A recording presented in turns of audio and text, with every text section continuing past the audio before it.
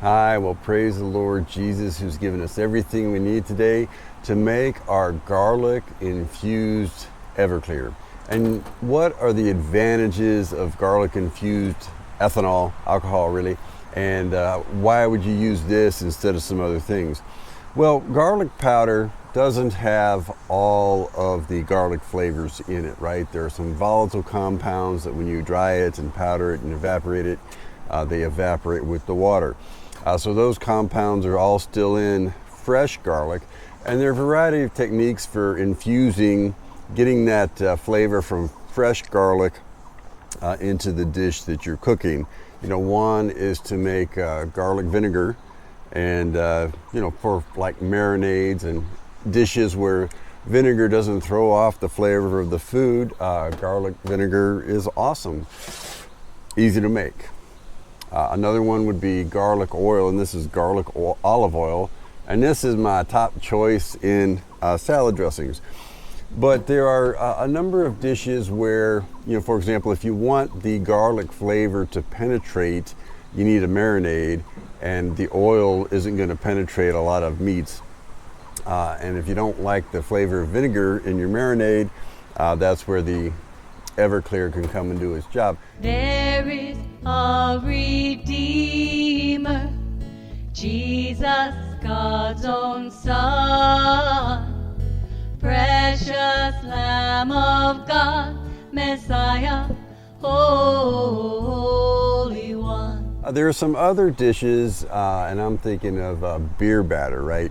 If you're going to do a Cajun beer batter, you really need the depth of garlic flavor to be in there, and garlic powder sort of throws off the foaming action of the beer in the beer batter, whereas a little alcohol added to it, the alcohol is going to evaporate, it's going to give that foaming action, it's going to tend to make your beer battered fish even lighter. Some other applications might be garlic in a Bloody Mary mix. Everclear is a natural choice. If you want to spike the gazpacho, not that I'm recommending spiking the gazpacho. So I already cut off the garlic. Really, you don't need a whole lot of cutting. You do need to peel it. We bought this peeled already. It's fresh. You can tell it smells great. It's going to taste great. I wear gloves when I'm cutting, just otherwise your hands smell like garlic forever. And you might love it, but sometimes you touch your wife's face or put your hands near one of your children and they're like, ooh, garlic. And that's not always a good thing in their point of view. So I cut the ends off. One end of every garlic clove is a little brown. Cut that off and then cut it in half. And all the cutting is doing is increasing the surface area, and so that'll help it diffuse. The garlic flavor will infuse the Everclear a little faster.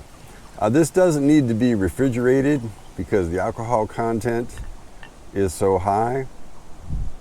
So about a half of a container with garlic in the bottom, and fill it up the rest of the way with the Everclear. And this is going to take a week or two for the garlic flavors to diffuse from the cloves into the alcohol. Now this is going to be very strong, right? So, think about using this at the same rates that you would use garlic powder. So if your recipe calls for a teaspoon of garlic powder, use a teaspoon of the garlic infused Everclear. Calls for a tablespoon, and so on. You can do the math on all that. It's pretty simple. Sometimes you'll end up with a garlic infused Everclear that's a little stronger than garlic powder, and once you make a recipe or two with it and the garlic's a little on the strong side, you scale it back. If it's a little on the weak side, you scale it up.